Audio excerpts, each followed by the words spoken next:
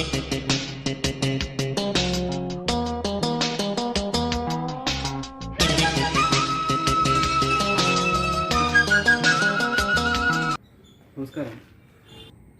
നമ്മൾ കഴിഞ്ഞ part 6 Joule's law അതിൻ്റെ ആപ്ലിക്കേഷൻസ് അത് വെച്ചുള്ള പ്രോബ്ലംസ് ഒക്കെയാണ് നോക്കിയത്. ഇന്ന് part 7 electric power, equations to calculate electric power, പിന്നെ അതുമായി ബന്ധപ്പെട്ട് വരുന്ന കുറച്ച് ന്യൂമറിക്കൽ പ്രോബ്ലംസ്. ഇത്രയുമാണ് നമ്മൾ വിഷയം. അപ്പോൾ നമുക്ക് നോക്കാം എന്താണ് ഇലക്ട്രിക് പവർ. ഇലക്ട്രിക് പവർ എന്നത് ശരിക്കും electric power of electric circuit എന്നാണ്, അല്ലെങ്കിൽ electric power of electrical device എന്നാണ്. എന്താണ് ഇലക്ട്രിക് പവർ? പവർ എന്ന കൺസെപ്റ്റ് കഴിഞ്ഞ കൊല്ലം നമ്മൾ പഠിച്ചിട്ടുണ്ട്, 9ാം ക്ലാസ്സിൽ പഠിച്ചിട്ടുണ്ട്. എന്താണ് മെക്കാനിക്കൽ പവർ? അത് തന്നെയാണ് ഇവിടെയും പവർ എന്ന് ഉദ്ദേശിക്കുന്നത്, ഇലക്ട്രിക് പവർ എന്ന് ഉദ്ദേശിക്കുന്നത്. എന്താണ് ഇലക്ട്രിക് പവർ എന്ന് നോക്കാം. അതിന് മുൻപ് മെക്കാനിക്കൽ പവർ എന്താണെന്ന് മനസ്സിലാക്കിയിരിക്കുക നന്നായിരിക്കും. എന്താണ് മെക്കാനിക്കൽ പവർ എന്ന് ജസ്റ്റ് നോക്കാം. ഒരു ഏജന്റ് വർക്ക് ചെയ്യുന്ന ഒരാൾ, പ്രവൃത്തി ചെയ്യുന്ന ഒരാൾ 100 ജൂൾ വർക്ക് ചെയ്തു എന്നിരിക്കണം, 100 ജൂൾ പ്രവൃത്തി ചെയ്തു എന്നിരിക്കണം. അതിന് വേണ്ടി വരുന്ന സമയം, ആ പ്രവൃത്തി ചെയ്യാനായിട്ട് വേണ്ടി വരുന്ന സമയം 10 സെക്കൻഡാണ് വരുന്നത്.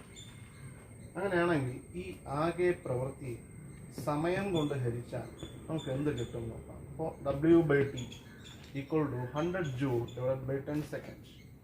അതായത് 10 joule per 1 second.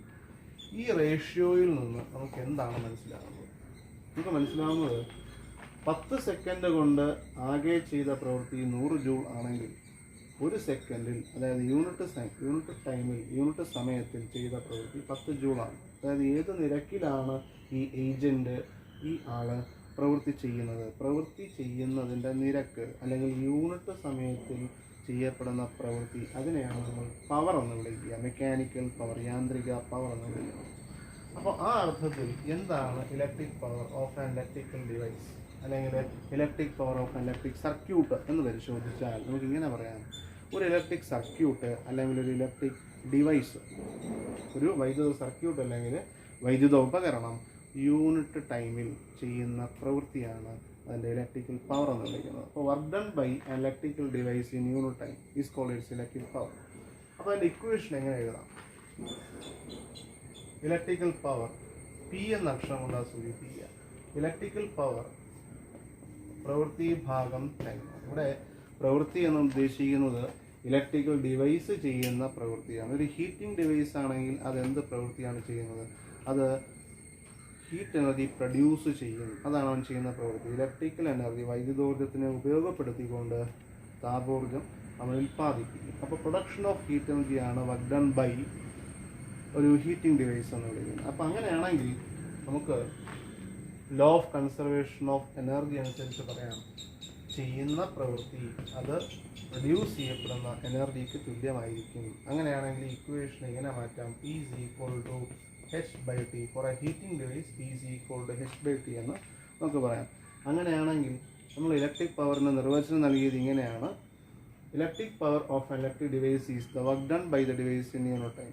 അങ്ങനെയാണെങ്കിൽ ഈ ഇക്വേഷൻ അനുസരിച്ച് ഇലക്ട്രിക് പവറിന് വേറൊരു ഡെഫിനിഷൻ കൂടെ നൽകാൻ പറ്റും.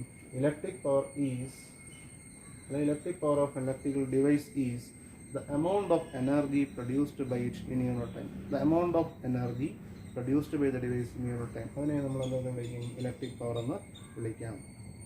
ഇനി പ്രൊഡ്യൂസ് ചെയ്യപ്പെടുന്ന എനർജി പ്രൊഡ്യൂസ് ചെയ്യണമെങ്കിൽ എനർജി കൺസ്യൂം ചെയ്തിട്ടുണ്ടാവണം. ഒരു ഹീറ്റിംഗ് ഡിവൈസ് നമ്മൾ ഇലക്ട്രിക് എനർജി സപ്ലൈ ചെയ്താൽ മാത്രമേ അതെന്ത് ചെയ്യുകയുള്ളൂ?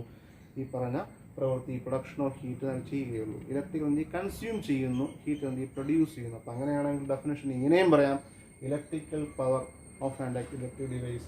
Electric power of an electric device is the amount of energy consumed by the device in unit. അപ്പോൾ 3 ഡെഫിനിഷൻസ് നമ്മൾ പറഞ്ഞു. ഒന്നാമത്തെ ഡെഫിനിഷൻ ഇങ്ങനെയാണ്: electric power is the amount of work done by the device in unit time. അല്ലെങ്കിലോ electric power is the amount of energy consumed by the device in unit time. അല്ലെങ്കിലോ electric power is the amount of energy produced by the device in unit time. അപ്പോൾ 3 definitions ഉണ്ട്. അപ്പോൾ കണ്ടെത്താനുള്ള equations ആയിട്ട് നമുക്ക് 2 equations, basic equations to calculate electric power is power is equal to work done by time, power is equal to energy produced by time. ഈ equation എഴുതിയിരിക്കുന്നത് ഒരു heating ഡിവൈസിനെ സംബന്ധിച്ച ഇക്വേഷൻ, കാരണം ഇവിടെ പ്രൊഡ്യൂസ് ചെയ്യപ്പെട്ട ഹീറ്റ് ബൈ ടൈം ആണ് എഴുതിയിരിക്കുന്നത്. അപ്പോൾ electrical energy produced in unit time ആണ് ഇലക്ട്രിക് പവർ എന്ന് പറഞ്ഞു, അല്ലെങ്കിൽ work done by the device in unit time ആണെന്ന് പറഞ്ഞു, അല്ലെങ്കിൽ consumed by the device in unit time ആണെന്ന് പറഞ്ഞു. 3 ഡെഫിനേഷൻസ് ആയി, 2 ഇക്വേഷൻസ്, ബേസിക് ഇക്വേഷൻസ് ആയി. ഈ ഇക്വേഷൻസ് വെച്ചിട്ട് ഇതിൻ്റെ യൂണിറ്റ് ഒന്ന് പരിശോധിക്കാം. Power equal to work by time ആണ്. അപ്പോൾ അതിൻ്റെ യൂണിറ്റ് എന്തായിരിക്കും? വർക്കിൻ്റെ യൂണിറ്റ് ജൂൾ ബൈ ടൈമിൻ്റെ യൂണിറ്റ് സെക്കൻഡ്. അപ്പോൾ joule per second, joule per second ഇങ്ങനെ എഴുതാം, ജൂൾ പെർ സെക്കൻഡ് ഇങ്ങനെ എഴുതാം. അപ്പോൾ ജൂൾ പെർ സെക്കൻഡ് ആണ് ഇലക്ട്രിക്കൽ പവറിൻ്റെ യൂണിറ്റ്. പവറിൻ്റെ യൂണിറ്റ് ജൂൾ പെർ സെക്കൻഡ് ആണ്. ഏത് പവറായി? ഈ ജൂൾ പെർ സെക്കൻഡ് എന്ന യൂണിറ്റിന് മറ്റൊരു പേരുണ്ട് വാട്ട്. വാട്ട് അതിൻ്റെ സിമ്പിൾ പ്രതീകം ക്യാപിറ്റൽ W ആണ്. വാട്ടെന്ന് മുഴുവൻ എഴുതുകയാണെങ്കിൽ ഈ W സ്മോൾ ലെറ്റർ ആയിരിക്കും. ഇതൊരു സ്കെലാർ ക്വാണ്ടിറ്റിയാണ്, ഡയറക്ഷൻ ഇല്ലാത്തൊരു ക്വാണ്ടിറ്റി. എന്തുകൊണ്ടാണ്? വർക്ക് ടൈം അല്ലെങ്കിൽ എനർജി ടൈം ഇത് രണ്ടും സ്കെലാർ ക്വാണ്ടിറ്റികളാണ്. 2 സ്കെലാർ ക്വാണ്ടിറ്റികളുടെ റേഷ്യോ തീർച്ചയായിട്ടും ഒരു സ്കെലാർ ക്വാണ്ടിറ്റി തന്നെ ആയിരിക്കും. അപ്പോൾ ഇലക്ട്രിക് പവറിൻ്റെ ഡെഫിനിഷനായി നമുക്ക് ഇലക്ട്രിക്കൽ പവർ കണ്ടെത്താനുള്ള മറ്റ് ചില ഇക്വേഷൻസ് ഇവിടെ പരിചയപ്പെടാം. അപ്പോൾ basically electric power P is equal to work done by time. This is the most basic equation to calculate electric power. If we consider a heating device, the work done by the device is actually the production of heat energy. So law of conservation of energy അല്ലെങ്കിൽ work energy theorem എന്ന concept അനുസരിച്ച് ചെയ്യുന്ന വർക്കായിരിക്കും produce ചെയ്യപ്പെടുന്ന energy. Heating device ആണെങ്കിൽ heat energy. അപ്പോൾ ചെയ്യുന്ന work ഹീറ്റായിട്ട് മാറുന്നു, energy loss ഒന്നുമില്ല. അങ്ങനെയാണെങ്കിൽ ഈ ചെയ്യുന്ന വർക്ക് പ്രൊഡ്യൂസ് ചെയ്യപ്പെടുന്ന ഹീറ്റ് എനർജിക്ക് തുല്യമായിരിക്കും, പ്രൊഡ്യൂസ് ചെയ്യുന്ന എനർജിക്ക് തുല്യമായി. അപ്പോൾ ഇക്വേഷൻ 1 എങ്ങനെ മാറും? Equation 1 implies P is equal to H by T, energy produced by time. So we get the second equation to calculate electric power. ഇനി ജൂൾസ് ലോ അനുസരിച്ച്, according to Joule's law, we have H is equal to I square RT. I current ആണ്, R resistance ആണ്, T time ആണ്. H is equal to I square RT. അപ്പോൾ equation 2ൽ ഈ Hന്റെ value substitute ചെയ്താൽ നമുക്ക് കിട്ടും. Equation 2 implies P is equal to, what is the value of H? I square RT divided by T. So P is equal to I square R എന്ന് മൂന്നാമത്തെ equation കിട്ടുന്നു. Equation 3. അപ്പോൾ 3 equations ആയി. P is equal to W by T, P is equal to H by T, P is equal to I square R. ഇനി അടുത്ത equation, അതിന് വേണ്ടിയിട്ട് Joule's law അനുസരിച്ച് ഹീറ്റ് കാൽക്കുലേറ്റ് ചെയ്യാൻ V square T divided by R എന്നൊരു equation കൂടെ ഉണ്ട്. ഈ Hന്റെ value H is equal to V square T by R എന്ന ഇക്വേഷൻ 2ൽ സബ്സ്റ്റിറ്റ്യൂട്ട് ചെയ്യുകയാണെങ്കിൽ, ഇക്വേഷൻ 2ൽ സബ്സ്റ്റിറ്റ്യൂട്ട് ചെയ്താൽ ഇക്വേഷൻ 2 എങ്ങനെ മാറും? Equation 2 implies P is equal to, what is the value of H? V square T divided by R, the whole divided by T. So P is equal to V square T by R into 1 by T. So P is equal to V square by R. അപ്പോൾ നമുക്ക് നാലാമത്തെ equation കിട്ടുന്നു power calculate ചെയ്യാനായിട്ട്. ഇനി ഒരു equation കൂടെ നമുക്ക് derive ചെയ്യാൻ സാധിക്കും. അതിങ്ങനെയാണ്. ഹീറ്റ് കാൽക്കുലേറ്റ് ചെയ്യാനുള്ള വേറൊരു ഇക്വേഷൻ VIT എന്നാണ്, പൊട്ടൻഷ്യൽ ഡിഫറൻസ് കറണ്ട് ടൈം. അപ്പോൾ ഈ വാല്യൂ നമ്മൾ സബ്സ്റ്റിറ്റ്യൂട്ട് ചെയ്യുകയാണെങ്കിൽ നമുക്ക് കിട്ടും. ഇക്വേഷൻ 2ൽ Hന് പകരം VIT സബ്സ്റ്റിറ്റ്യൂട്ട് ചെയ്താൽ P is equal to VIT divided by T. T and T get cancelled, so P is equal to VI. അപ്പോൾ നമുക്ക് 5 ഇക്വേഷൻസ് കിട്ടുന്നു പവർ കാൽക്കുലേറ്റ് ചെയ്യാനായിട്ട്. ഈ ഇക്വേഷൻസ് ഉപയോഗിച്ചുകൊണ്ടുള്ള ന്യൂമറിക്കൽ പ്രോബ്ലംസ് ആണ് നമുക്ക് നോക്കുന്നത്. അപ്പോൾ ഇക്വേഷൻസ് എങ്ങനെ കിട്ടുന്നു ഞാൻ ഒരിക്കൽ കൂടെ വേഗത്തിൽ പറയാം. Electric power basically work done by time ആണ്, work done per unit time ആണ്. അങ്ങനെയാണെങ്കിൽ P is equal to W by T, equation 1. സാധാരണ ഇലക്ട്രിക്കൽ ഡിവൈസുകൾ എന്ത് ചെയ്യുന്നു?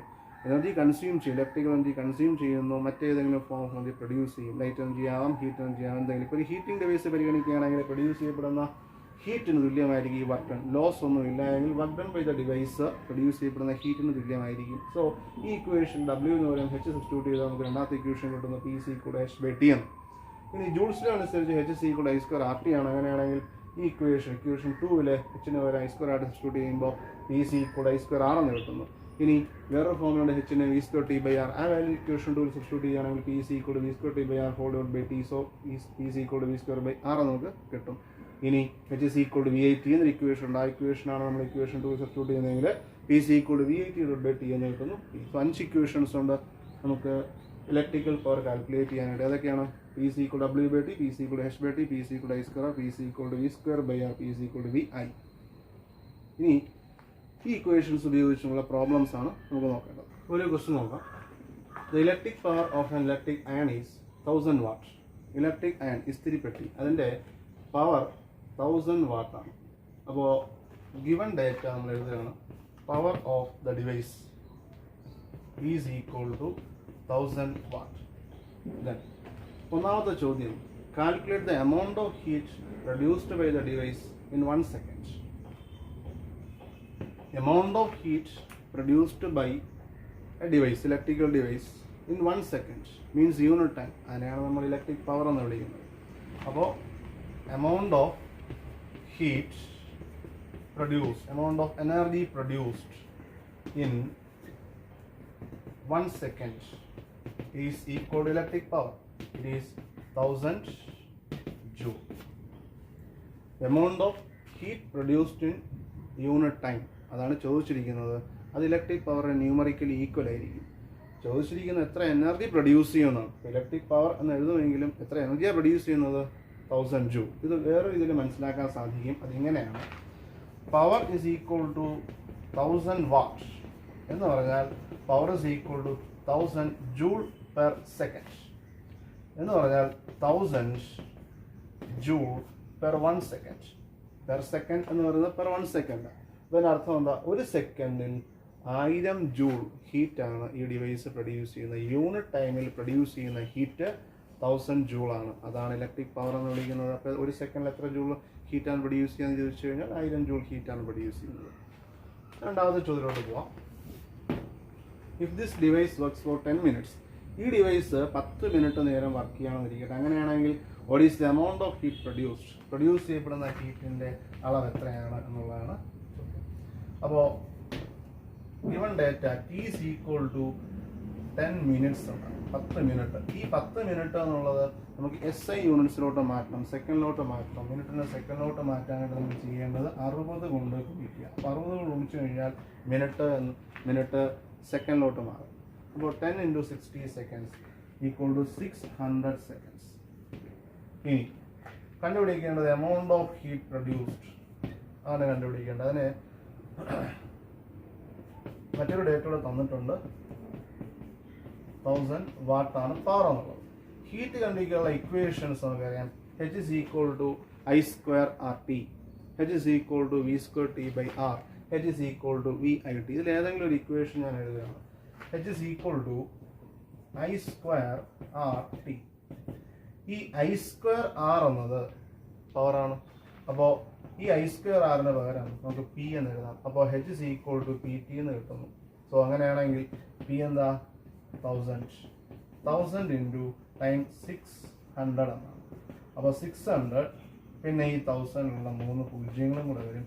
ഇത്രയും ജൂൾ ഹീറ്റാണ് ഈ ഡിവൈസ് 10 മിനിറ്റ് കൊണ്ട് പ്രൊഡ്യൂസ് ചെയ്യുന്നത്. എത്ര ജൂളാണ്?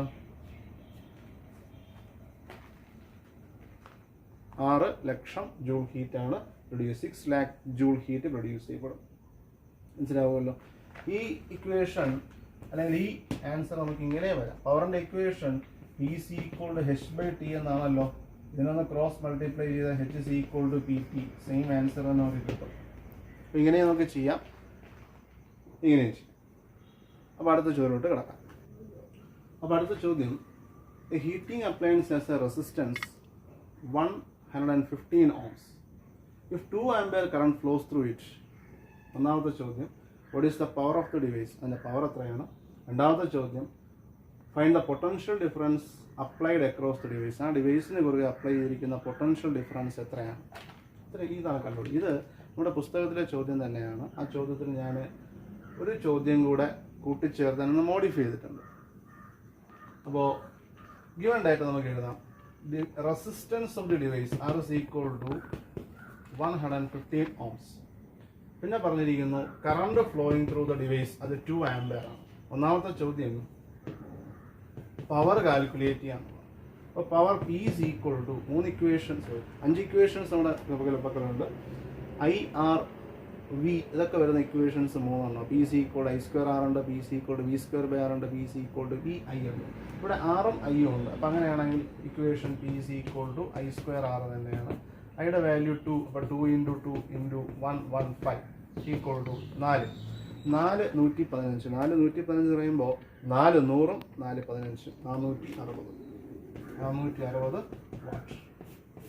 ഇനി രണ്ടാമത്തെ ചോദ്യത്തിലോട്ട് പോകാം. Find the potential difference applied across the device. Potential difference കണ്ടുപിടിക്കുകയാണെന്നാണ് ക്വസ്റ്റ്യൻ. പൊട്ടൻഷ്യൽ ഡിഫറൻസ് കണ്ടുപിടിക്കുക. ഓംസ് ലോ ഉപയോഗിച്ച് കഴിഞ്ഞാൽ E is equal to I × R എന്ന potential difference is equal to current into resistance. അങ്ങനെയാണെങ്കിൽ E ഈസ് ഈക്വൽ ടു ഇവിടെ കറണ്ടിൻ്റെ value 2 ampere ആണ്, റെസിസ്റ്റൻസിൻ്റെ value 115 ആണ്. അപ്പോൾ അങ്ങനെയാണെങ്കിൽ 115 2 100 2 15 230 വോൾട്ട് 230 വോൾട്ട്. ഈ ആൻസറിലോട്ട് വരാൻ പൊട്ടൻഷ്യൽ ഡിഫറൻസ് കണ്ടുപിടിക്കാൻ ഓംസ് ലോ ഉപയോഗിക്കുന്നതാണ് ഏറ്റവും എളുപ്പം. എന്നാൽ E is equal to V square by R എന്ന ഇക്വേഷൻ ഉപയോഗിച്ച് കഴിഞ്ഞാൽ V square is equal to P R എന്നാണ്.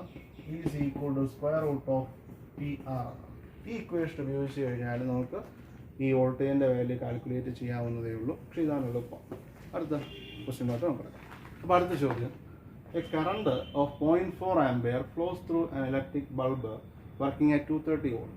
അപ്പോൾ ഗിവൺ ഡാറ്റ നമുക്ക് എഴുതാം. Current I is equal to 0.4 ampere working at 230 volt. 230 volt potential difference ആണ്. അപ്പോൾ നമുക്കറിയാം V is equal to 230 volt. ഒന്നാമത്തെ ചോദ്യം, what is the power of the bulb എന്നാണ്. ബൾബിൻ്റെ പവർ എത്രയാണ്? P equal to question mark. Here V and I are given. So P is equal to VI is the equation which is to be used. So P is equal to, what is the value of V? 230 volt into I is 0.4 ampere. So 230 into 0.4. ഇവിടെ ഒരു decimal position ഉണ്ട്, ഇവിടെ ഒരു 0 ഉണ്ട്. എന്ന് പറഞ്ഞാൽ 23 × 10 എന്ന്. ആ 10 കൊണ്ട് 0.4 മൾട്ടിപ്ലൈ ചെയ്യുകയാണെങ്കിൽ അത് 4 ആയിട്ട് മാറും. അപ്പോൾ 4 23 എന്നത് മാറി. അപ്പോൾ 4 20 80 4 3 12. അപ്പോൾ 92 വാട്ട്. 92 വാട്ടാണ് ഇതിൻ്റെ ആൻസർ, പവർ. അടുത്തത് ഇതിൻ്റെ റെസിസ്റ്റൻസ് വാല്യൂ, ഇലക്ട്രിക്കൽ ബൾബിൻ്റെ റെസിസ്റ്റൻസ് വാല്യൂ എത്രയാണെന്നാണ് അടുത്ത ചോദ്യം. ഇപ്പോൾ റെസിസ്റ്റൻസ് കണ്ടുപിടിക്കണം. Resistance R is equal to V by I എന്നാണ് ഓംസ് ലോ അനുസരിച്ച്. So what is the value of V? V is 230 volt. 230 divided by I. I is 0.4 equal to ഒരു 10 കൊണ്ട് ന്യൂമറേറ്ററും ഡിനോമിനേറ്ററും നമ്മൾ മൾട്ടിപ്ലൈ ചെയ്ത് കഴിഞ്ഞാൽ 230 × 10 ഡിവൈഡഡ് ബൈ 4 ഇങ്ങനെ എഴുതാം. ഞാനിപ്പോൾ 230 10 കൊണ്ട് ഗുണിക്കുമ്പോൾ 2300 എന്ന് എഴുതേണ്ടതാണ്. ഞാനിപ്പോൾ എഴുതിയില്ല. 0.4 ഞാൻ 4 ആക്കി. ശരിക്കും 0.4 4 ആക്കാൻ വേണ്ടിയാണ് ഞാൻ 10 കൊണ്ട് മൾട്ടിപ്ലൈ ചെയ്തത്. അപ്പോൾ എങ്ങനെയാവും? ഈക്വൽ ടു ഈ 4 കൊണ്ട് 230 നമുക്ക് ഡിവൈഡ് ചെയ്യാം. 4 എന്ന് പറഞ്ഞാൽ 2 × 2 ആണ്. അപ്പോൾ 4 കൊണ്ട് ഡിവൈഡ് ചെയ്യുന്നതിന് പകരം 2 തവണ 2 കൊണ്ട് ഹരിച്ചാലും മതി. 2 കൊണ്ട് ഹരിക്കുക എന്ന് പറയുന്നത് പകുതി എടുക്കലാണ്. അപ്പോൾ 230ൻ്റെ ആദ്യത്തെ പകുതി 115, അടുത്ത പകുതി 115ൻ്റെ പകുതി ആകുമ്പോൾ 100ൻ്റെ പകുതി 50, 15ൻ്റെ പകുതി 7.5, 57.5 ഇത് കിട്ടും. ഇനി 10 ബാക്കി കിടപ്പുണ്ട്. × 10 is equal to 575 ohms. 575 ohms. ഇതാണ് റെസിസ്റ്റൻസ് വാല്യൂ വരുന്നത്. അപ്പോൾ അടുത്ത ചോദ്യം കിടക്കാം. അപ്പോൾ അടുത്ത ചോദ്യം, resistance of electric device is 960 ohm. If 230 volt is applied, 230 volt ആണ് നമ്മൾ അപ്ലൈ ചെയ്യുന്നത് എങ്കിൽ calculate the power of the device. ഈ ഡിവൈസിൻ്റെ പവർ കാൽക്കുലേറ്റ് ചെയ്യുക. And the current flowing through the device. ഈ ഡിവൈസിലൂടെ ഒഴുകുന്ന കറണ്ട് കാൽക്കുലേറ്റ് ചെയ്യുക. നോക്കാം. അപ്പോൾ തന്നിരിക്കുന്ന ഡേറ്റ റെസിസ്റ്റൻസ് വാല്യൂ ഉണ്ട്. Resistance R is equal to 960 ohms എന്നാണ്. പൊട്ടൻഷ്യൽ ഡിഫറൻസ് 240 വോൾട്ട് ആണ്. 230 എന്നുള്ളത് നമ്മൾ 240 നടക്കുന്നു. 240 വോൾട്ട്. കാൽക്കുലേറ്റ് ചെയ്യേണ്ട ഒന്നാമത്തെ data A. Calculate the power of the device. ഡിവൈസിന്റെ പവർ കാൽക്കുലേറ്റ് ചെയ്യുക. P is equal to question mark. P is equal to V and R R given. അങ്ങനെയാണെങ്കിൽ നമ്മുടെ equation P is equal to V square by R ആയിരിക്കും. അപ്പോൾ വിയുടെ value 240 ആണ്. അപ്പോൾ 240 into 240 divided by 960. ഇത് സിംപ്ലിഫൈ ചെയ്യാം. ഇങ്ങോട്ട് മാറ്റിയിട്ട് 240 into 240 divided by 960. 0 0 get cancel. 24 96. 4 24 എടുത്തു കഴിഞ്ഞാൽ നമുക്ക് 96 കിട്ടും. 4 24 4 20 4 4 80 16 96. അപ്പോൾ 24 കൊണ്ട് നമ്മൾ 24നെയും 96നെയും ക്യാൻസൽ ചെയ്ത് കഴിഞ്ഞാൽ ഇവിടെ 4 എന്ന് കിട്ടും. അപ്പോൾ നമ്മുടെ ഈ ഡേറ്റ ഇങ്ങനെ മാറുന്നു. 240/4. അപ്പോൾ 240/4. 4 കൊണ്ട് ഹരിക്കുന്നത് 2 തവണ പകുതി എടുക്കുന്നത് തുല്യമാണ്. അപ്പോൾ 240ൻ്റെ ആദ്യത്തെ പകുതി 120, വീണ്ടും പകുതി 60. അപ്പോൾ 60 വാട്ടാണ് ഈ ഡിവൈസിൻ്റെ പവർ എന്ന് പറയുന്നത്. 60 വാട്ട്. അപ്പോൾ രണ്ടാമത്തെ ചോദ്യം, find the current flowing through the device. ഈ ഡിവൈസിലൂടെ ഫ്ലോ ചെയ്യുന്ന കറണ്ട് എത്രയായിരിക്കും? ഓംസ് ലോ അനുസരിച്ച് current I is equal to V divided by R എന്നാണ്. അപ്പോൾ അങ്ങനെയാണെങ്കിൽ വിയുടെ വാല്യൂ 240 ബൈ ആറിൻ്റെ വാല്യൂ 960. 240 960 1/4 ആണ്.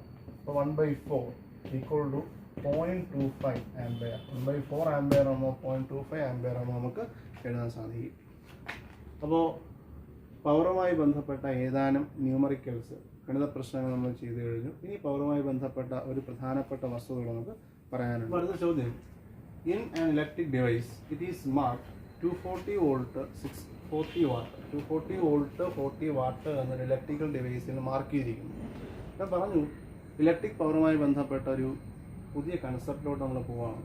അതിതാണ്, ഏത് ഇലക്ട്രിക്കൽ ഡിവൈസ് പരിശോധിച്ചാലും അതിൽ ഇത്തരത്തിലൊരു മാർക്കിംഗ് ഉണ്ടാവും. ഒരു പൊട്ടൻഷ്യൽ വ്യത്യാസം, ഒരു പൊട്ടൻഷ്യൽ ഡിഫറൻസ്, പിന്നെ അതിൻ്റെ പവർ. ഇതിൻ്റെ അർത്ഥം എന്താണെന്ന് ചോദിച്ചു കഴിഞ്ഞാൽ, ഈ ഡിവൈസ് ഇത് പവറാണ്, ഇത് വോൾട്ടേജാണ്, അപ്ലൈഡ് വോൾട്ടേജാണ്, പൊട്ടൻഷ്യൽ ഡിഫറൻസ് ആണ്. ഇതിൻ്റെ അർത്ഥം 240 വോൾട്ട് പൊട്ടൻഷ്യൽ വ്യത്യാസം ആ ഉപകരണത്തിൽ നമ്മൾ പ്രയോഗിക്കുകയാണെങ്കിൽ, 240 വോൾട്ട് പൊട്ടൻഷ്യൽ വ്യത്യാസത്തിൽ ഈ ഉപകരണത്തെ പ്രവർത്തിപ്പിക്കുകയാണെങ്കിൽ അതിൻ്റെ പവർ 40 വാട്ടായിരിക്കും എന്നാണ്. എന്ന് പറഞ്ഞാൽ അത് ഒരു സെക്കൻഡിൽ 40 ജൂൾ പ്രവൃത്തി ചെയ്യും, അല്ലെങ്കിൽ 40 ജൂൾ ഊർജം ഉപയോഗിക്കും, അല്ലെങ്കിൽ 40 ജൂൾ എനർജി ഊർജം അവൻ പ്രൊഡ്യൂസ് ചെയ്യുന്നതാണ് അർത്ഥം. അപ്പോൾ എന്താണ് ഇത്തരത്തിലുള്ള മാർക്കിങ്ങിൻ്റെ അർത്ഥം? അത് തന്നെയാണ് ഒന്നാമത്തെ ചോദ്യവും. അപ്പോൾ ഇതിൻ്റെ അർത്ഥം എന്താണ്? When this device works at 240 volt the power will be 40 what. ഇതാണ് അതിൻ്റെ അർത്ഥം എന്ന് പറയുന്നത്. അപ്പോൾ ഇതിൽ കുറവ് വോൾട്ടേജാണ് നമ്മൾ അപ്ലൈ ചെയ്യുന്നതെങ്കിൽ എന്തായിരിക്കാം സംഭവിക്കുക? പവർ സ്വാഭാവികമായിട്ട് 40 വാട്ടിനേക്കാൾ കുറയും. അത് തന്നെയാണ് അടുത്ത ചോദ്യമായിട്ട് വന്നിരിക്കുന്നത്.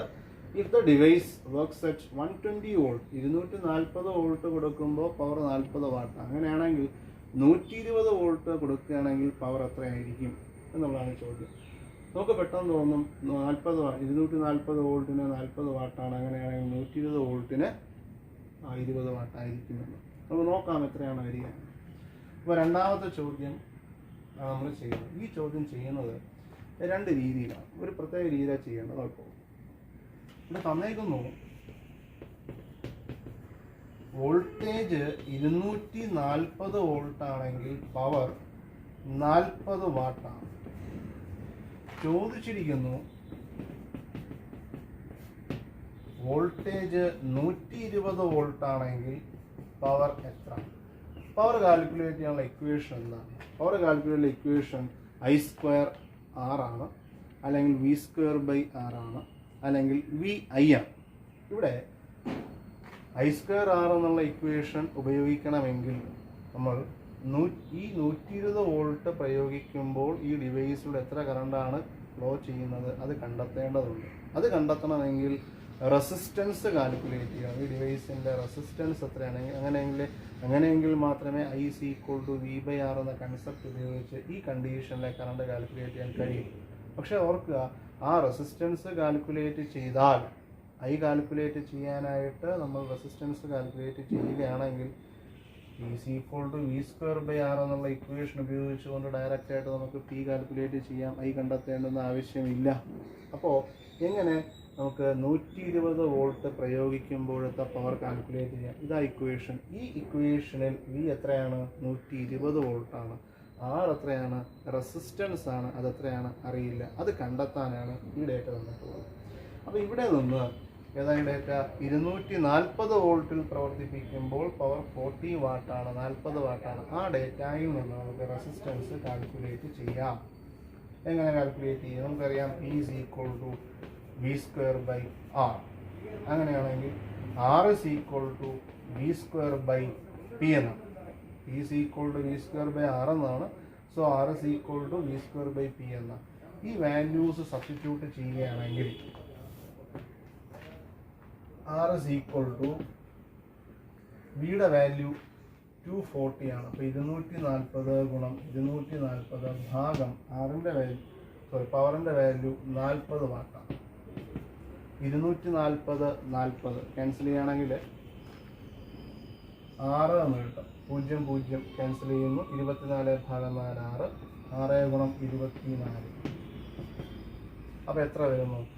240 വേണ്ടത്. നമുക്ക് 250 എടുക്കാം. 250 എടുക്കുമ്പോഴേക്കും 1500 എന്ന് വരും. പക്ഷേ അധികമായിട്ട് നമ്മൾ 10 എടുത്തിട്ടുണ്ട്. അപ്പോൾ 10 60 കുറയ്ക്കുക. അപ്പോൾ എന്ത് വരും? 1440 ഓം എന്നാണ് ആൻസർ വരിക. അപ്പോൾ റെസിസ്റ്റൻസ് കിട്ടി.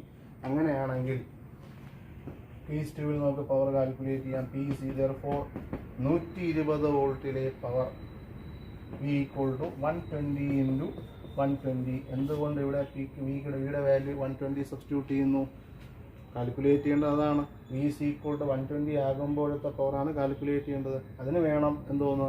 ആർ. ആ ആറാണ് ഈ ഗിവൺ ഡേറ്റയിൽ നമ്മൾ ഇവിടെ കണ്ടെത്തി വെച്ചേക്കുന്നത്. അപ്പോൾ 120 × 120 ഭാഗം 1440. ഇത് സിംപ്ലിഫൈ ചെയ്യാം. ഇവിടെ എഴുതുന്നു 120 × 120 ഭാഗം 1440 ഞാൻ ഇങ്ങനെ എഴുതുകയാണ്. 144 × 10. ഇപ്പോൾ തന്നെ നിങ്ങൾക്ക് മനസ്സിലായിട്ടുണ്ടാകും. ഈ 144 12ൻ്റെ വർഗ്ഗമാണ്, സ്ക്വയറാണ്. അപ്പോൾ 12 × 12 എന്ന് എടുക്കാം. അപ്പോൾ ഈ 12 120 10. ഈ 12 ഈ 120 10. ഈ 10 10 ക്യാൻസൽ ചെയ്യുന്നു. ബാക്കിയുള്ളത് 10 വാട്ടാണ്. അപ്പോൾ അപ്ലൈ ചെയ്യുന്ന വോൾട്ടേജ് നേർപകുതിയാക്കിയാൽ അപ്ലൈ ചെയ്യേണ്ടുന്ന വോൾട്ടേജ് നേർപകുതിയാക്കിയാൽ 240 വോൾട്ട് കൊടുക്കുമ്പോൾ 40 വാട്ട് പവർ തരുന്ന ഡിവൈസ്, അതിൻ്റെ അപ്ലൈഡ് വോൾട്ടേജ് നമ്മൾ നേർപകുതിയാക്കുന്നു. 120 ആക്കുകയാണെങ്കിൽ പവർ പകുതിയല്ല, പകുതിയുടെയും പകുതിയാവുകയാണ് ചെയ്യുന്നത്. അപ്പോൾ അത് ഓർത്ത് വെക്കാം. എങ്ങനെയാണ്? അതൊരു കോഡായിട്ട് ഓർത്ത് വെക്കുകയാണെങ്കിൽ അപ്ലൈഡ് വോൾട്ടേജ് പകുതിയാക്കുകയാണെങ്കിൽ പവർ പകുതിയുടെ പകുതി, അതായത് 4/1 മാറും എന്നാണ്. ഇതൊരു കോഡായിട്ട് ഓർമ്മിച്ച് വെക്കാം. ഇങ്ങനെ. പിന്നെ അടുത്ത ചോദ്യത്തിലോട്ട് കിടക്കുന്നു. If 480 volt is applied, what will be the power? ഇവിടെ നമ്മൾ കൊടുക്കേണ്ടുന്ന വോൾട്ടേജിനേക്കാൾ കുറവ് കൊടുത്തു, പവർ കുറഞ്ഞു. കൊടുക്കേണ്ടതിനേക്കാൾ കൂടുതൽ വോൾട്ടേജ് കൊടുക്കുന്നു. അങ്ങനെയാണെങ്കിൽ പവർ സ്വാഭാവികമായിട്ടും കൂടും. എത്രയായി കൂടും? ഈ കൺസെപ്റ്റ് അനുസരിച്ച് നോക്കിയാൽ വോൾട്ടേജ് പകുതിയാക്കി മാറ്റുമ്പോൾ പവർ 4/1 മാറുകയാണ്. വോൾട്ടേജ് 240 കൊടുക്കേണ്ടതിന് പകരം 480 വോൾട്ട് കൊടുക്കുകയാണ്, ഇരട്ടി കൊടുക്കുകയാണ്. അങ്ങനെയാണെങ്കിൽ ഇരട്ടിയുടെ ഇരട്ടിയായിട്ട് മാറുമായിരിക്കാം. നമുക്ക് നോക്കാം. ക്വസ്റ്റ്യൻ നമ്പർ സി ആണ്. ഇവിടെ അപ്ലൈഡ് വോൾട്ടേജ് 480 വോൾട്ടാണ്. 480 വോൾട്ട് അപ്ലൈ ചെയ്യുകയാണ്. അങ്ങനെയാണെങ്കിൽ പവർ എത്ര എന്നുള്ളതാണ് ചോദ്യം. പവർ കണ്ടുപിടിക്കാനുള്ള ഫോർമുല എന്താണ്? V²R VI. ഇതിലേത് ഉപയോഗിക്കാം? V²R എന്നുള്ള ഇക്വേഷൻ ഉപയോഗിക്കാം. എന്തുകൊണ്ട് ഉപയോഗിക്കാൻ സാധിക്കുന്നു? ഡയറക്റ്റായിട്ട് R നമ്മൾ തൊട്ട് മുമ്പ് കാൽക്കുലേറ്റ് ചെയ്ത് വെച്ചിട്ടുണ്ട്. അങ്ങനെയാണെങ്കിൽ P = 480 × 480 / R. 1440 ohms equal to, ഞാനിത് ഇങ്ങനെ എഴുതുകയാണ്, 480 ഗുണം 480 1440 ഈക്വൽ ടു 480-നെ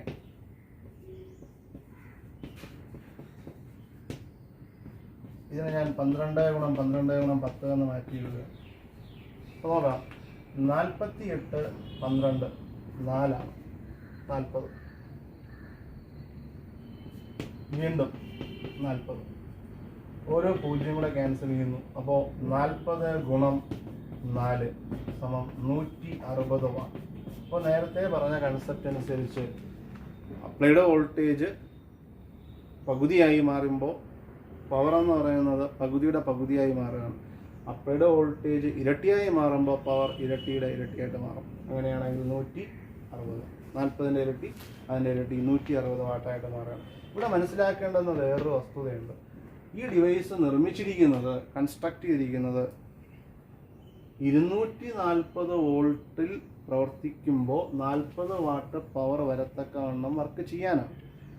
അപ്പോൾ നമ്മൾ 240 വോൾട്ട് കൊടുക്കുകയാണെങ്കിൽ പവർ എത്രയായിരിക്കും? 240-ൽ കുറവാണെങ്കിൽ പവർ അല്പം കുറയും. കൂടുതൽ വോൾട്ടേജ് കൊടുക്കുകയാണെങ്കിൽ പവർ കൂടും. ഈ കൂടിയ പവർ, അതായത് കൂടുതൽ ഊർജം ഉൽപ്പാദിപ്പിക്കേണ്ടി വരുന്നൊരവസ്ഥയിലോട്ട് ആ ഡിവൈസ് കൊണ്ടുചെന്ന് എത്തപ്പെടുകയാണ്. അങ്ങനെയാണെങ്കിൽ ആ അവസ്ഥ താങ്ങാൻ കഴിയാതെ, ഇത്രയും ഉയർന്ന രീതിയിൽ ഊർജം ഉൽപ്പാദിപ്പിക്കാൻ കഴിയാതെ ആ ഉപകരണം കേടായി പോകാനാണ് സാധ്യത. ഇത്രയും കാര്യങ്ങളാണ് ഇലക്ട്രിക് പവർ എന്ന സെക്ഷനിൽ നമ്മൾ അറിയേണ്ടുന്നത്. അപ്പോൾ പറഞ്ഞ കാര്യങ്ങൾ ഒന്നുകൂടെ ഞാൻ പറയുകയാണ്. എന്താണ് ഇലക്ട്രിക് പവർ, അതിൻ്റെ ഇക്വേഷൻസ് എന്തൊക്കെയാണ്, അതുമായി ബന്ധപ്പെട്ട കുറച്ച് ന്യൂമറിക്കൽ പ്രോബ്ലംസ്. ഈ ക്വസ്റ്റ്യൻ വളരെ ഇമ്പോർട്ടൻ്റ് ആണ്, ശ്രദ്ധിക്കുക. അപ്പോൾ അടുത്ത സെക്ഷനുമായിട്ട് അടുത്ത പാർട്ടിൽ കാണാം.